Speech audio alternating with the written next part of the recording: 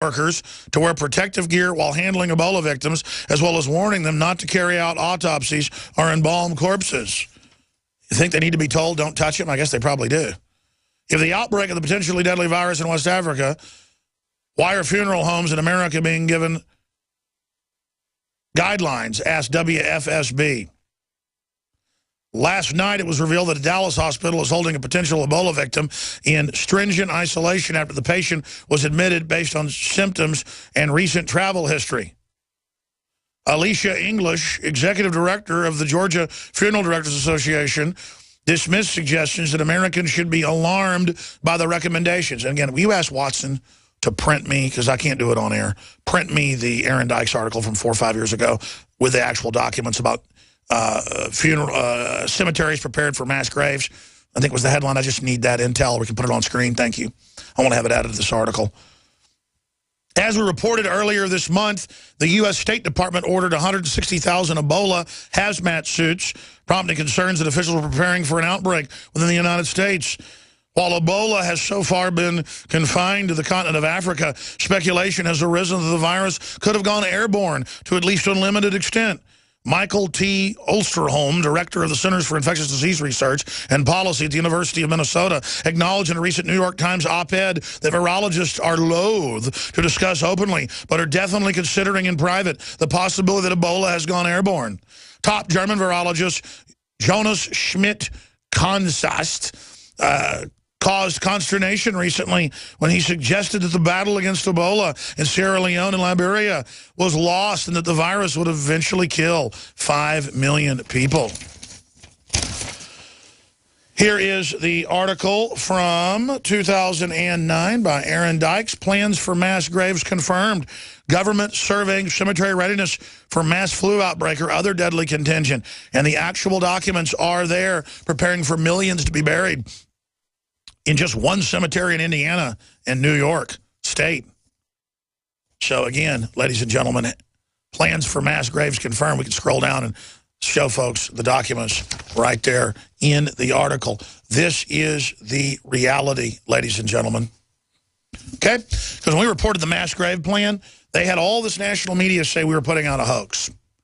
They had all the national media say we were lying. We don't put out hoaxes. Probably every 6 months or so, one of my great writers, and I've done this myself before, will pick up somebody else's report that is a hoax or wrong, because we're posting a lot of news and get it wrong. A couple of weeks ago that happened. Hadn't happened in about a year or two that Watson had made a mistake. And he did one about sex education in Florida from another source that was not accurate. It was actually Canada. But that stuff goes on in schools regardless. But the Washington Post wrote about how we were deliberately putting out bull last week. Even though I saw it 5 minutes after it went up, it had a gut reaction. I couldn't get a hold of Watson, so I called another web guy. I got the codes, but I'm not good at it. I said, jerk that story. And then I got Watson on the phone. I'm not throwing him under the bus. This happens to me, too. This is an example of total transparency here. And I said, I think that's fake. I think those people look too old. I think that's and he goes, all right. And then Washington Post hit us.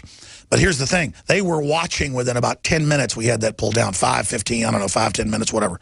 Had like 5 comments when I found it, when I looked at it. And they had already seen it and already screenshotted it. That's how much they're watching us, just waiting for us to make a bumble. But I'm glad. I should probably even retract that on air. That's why I intended to actually talk about that. That was on purpose to tell that story. Because we don't celebrate our mistakes, but we open them up. We want you to know when we make a mistake because we're here trying to get it right. It's like yesterday I said, there's no teleprompter here. I'm going off memory and research. I said, yeah, this monster that cut this lady's head off, tried to kill the other one, got stopped by the CEO of the company in Oklahoma. You know, I'm glad he took that guy out. I'm glad he killed him. Well, I knew full well he wounded him. I don't know why I said kill him. It's a Freudian slip. I wish he was dead. And CJ popped my ear and said, he's not dead. And then they threw up an article right there in front of me. That's good. That's what we all need to do with politicians, with media, with everybody else. I've told my whole crew, you call me on bull. You call me when something's wrong. You call me when you think something's out of bounds.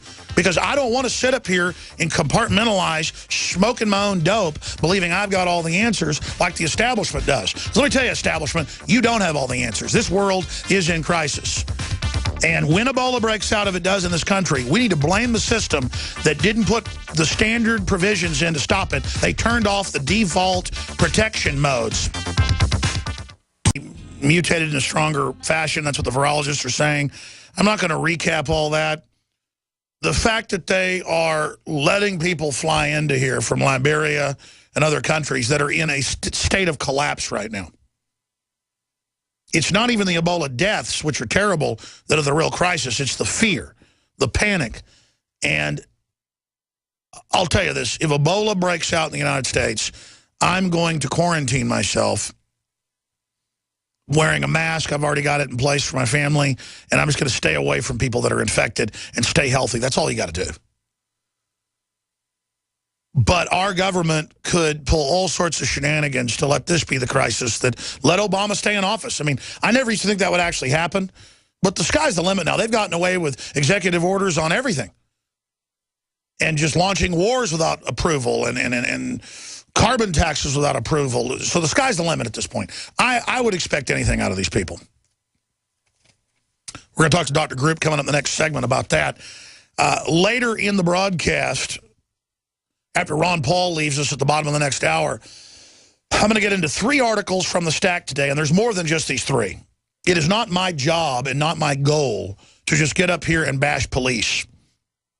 When I was younger, I did do that to a certain extent because I knew that North Korea and Mexico and places were oppressive and bad. I didn't want our police to be like that. I knew they were being federalized. I knew they were being militarized, but that's happened now. But you catch more flies with honey than you do with vinegar, as Grandma would say.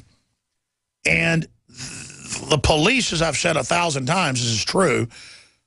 I didn't realize when I was young and dumb, I'm still, I guess, young and dumb to a certain extent, at 40 years old, are a natural ally of the liberty movement. In polls, it's like 95% are pro-gun. Some are 98% in national polls. They tend to be pro-property rights, actually anti-police state in many cases. The police state is what the feds are bringing down, what the globalists are bringing down from the top. They want to federalize local police. They give them the training, the militarization, the asset forfeiture, and then sit back with CNN and MSNBC and everybody and go, oh, look how horrible the police are, after they literally are trying to twist them with their arm behind their back and to try to hire thugs and hire low IQ and hire gangbangers. Like they hire the Droogies in Clockwork Orange, the Stanley Kubrick film based on the book Clockwork Orange, that if you watch it today, you see how visionary it was, where they hire the gang members to be the cops. That's what's done in oppressive countries. That's what the Nazis did, is they hired the street thugs, hundreds of thousands of them, and veterans, bad veterans, to form the SA. But mainly just criminals and street thugs. And that's what I'm seeing in more and more of these videos from their own squad cars. I'm going to shoot him right in the bleeper, says cop. And this is on the news, we can say it, but I'll let the report say it. Cop says cop before executing camper. And it's just some homeless guy. And even after they shoot him over and over again with real bullets, but also with beanbags and stuff, they go up and shoot him more and then let the dog bite him and get off on it. And I said this was cold-blooded murder on purpose. This is what you see in, videos or testimony where 6 or 7 gangbangers beat up and kill an old woman. It's the same giggling, the same, whether it's weirdo convicts or gangbangers or gangbanger cops, they all look and act the same. Everybody knows it, and I want to throw up. Let's play part of this newscast where they giggle and laugh about it before they execute the unarmed man. Here it is. Investigator Chris Ramirez has a video that APD didn't know he had. You're going to hear it for yourself, and you decide what it means. And Tom and Tessa, the 2 officers who shot and killed homeless camper James Boyd, are Dominic Perez and Keith Sandy. Well, this story is about Keith Sandy. Nobody in the public has heard what Sandy said 2 hours before he pulled that trigger, firing those fatal shots. Well, you're about to hear Officer Sandy's own words. Keith Sandy, fired from New Mexico State Police, but hired by APD anyway, responded to the scene in the foothills last March. He sees an old colleague, State Police Officer Chris Ware. Sandy doesn't realize it, but Ware's dash cam is rolling, picking up this conversation that will change how lawyers, judges, and our community view this shooting.